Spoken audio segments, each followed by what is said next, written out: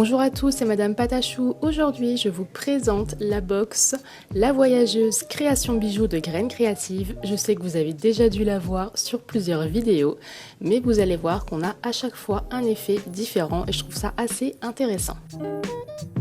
Donc voilà ce que ça m'a donné pour ma part.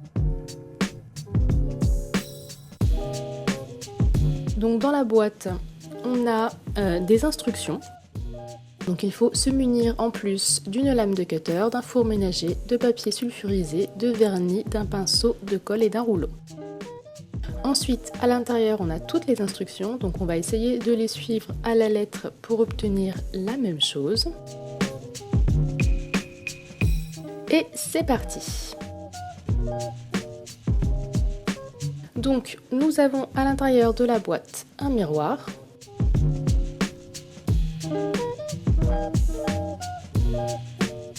Un petit pain Fimo de 25 g chocolat, caramel et un Sahara.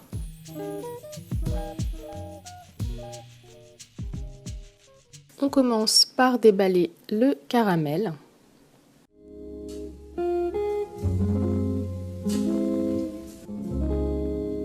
Il faut le couper en deux. Qu'on en garde une partie, que l'on coupe en petits morceaux et qu'on vient malaxer. C'est de la soft, elle est assez molle et assez malléable. Ensuite, on doit en faire un boudin qu'on doit former en espèce de gros 8. Donc moi je me suis aidée de mon dotting tool pour essayer de faire ça. Je pense que j'aurais pu faire deux gros boudins et les coller l'un avec l'autre, ça aurait été mieux.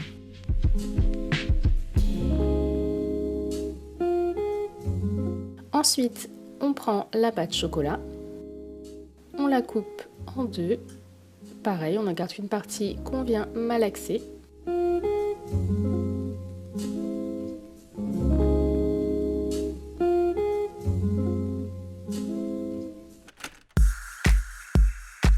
Et on doit en faire deux gros boudins qu'on mettra aux deux côtés du 8. Mais moi j'ai pris beaucoup moins de pâte puisque je trouvais que ça faisait beaucoup trop et ça correspondait pas du tout à ce qu'il y avait sur la photo. Donc il faut prendre un tiers du pain je pense et pas la moitié. Vous pouvez prendre la moitié hein, mais moi je trouvais que ça correspondait pas du tout. Ensuite avec le reste de cette pâte chocolat on vient faire plusieurs boudins qu'on met comme ceci tout autour mais seulement sur un côté. Donc pour obtenir ceci. On roule ensuite notre grosse canne et on prend la pâte Sahara.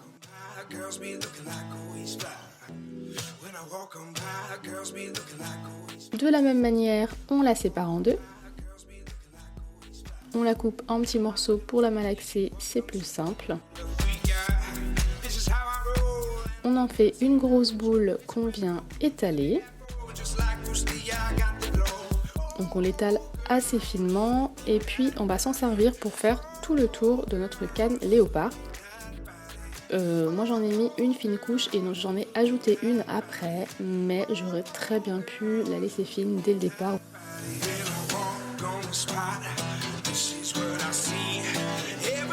Ensuite on vient la réduire, on la coupe et en fait on va couper et réduire la canne au fur et à mesure pour faire des tailles différentes.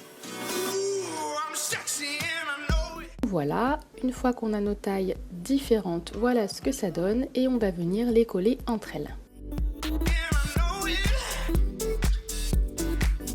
Moi j'ai décidé de la recouper en deux et de la recoller encore une fois pour faire un petit peu un effet symétrique comme ça, que j'ai trouvé assez sympa.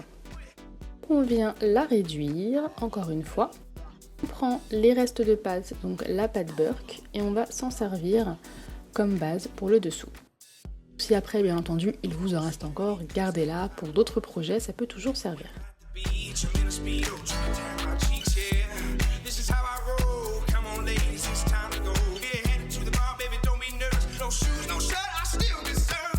Voilà notre canne, on va en couper plein de petits morceaux que l'on va venir ensuite coller sur notre plaque.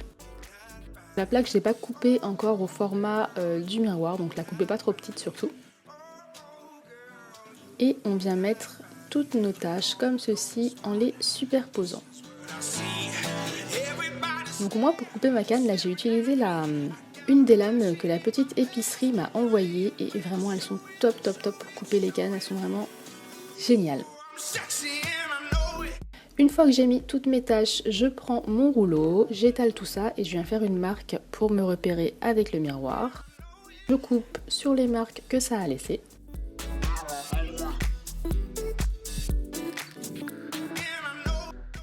Et je viens regarder à peu près ce que ça donne sur le miroir. Donc là j'ai mis de la maïzena pour pas que ça colle parce que il faisait, comment vous dire, encore une fois extrêmement chaud.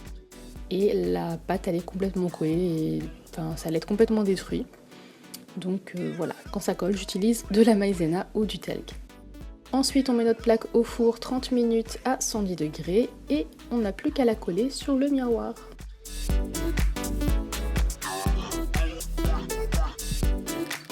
On attend bien que ça sèche et on vernit et c'est terminé. Votre petit miroir, la voyageuse, est terminé. J'espère que ce petit tutoriel revu vous a plu. Je vous dis à la prochaine pour un nouveau tuto ou une nouvelle vidéo. Gros bisous!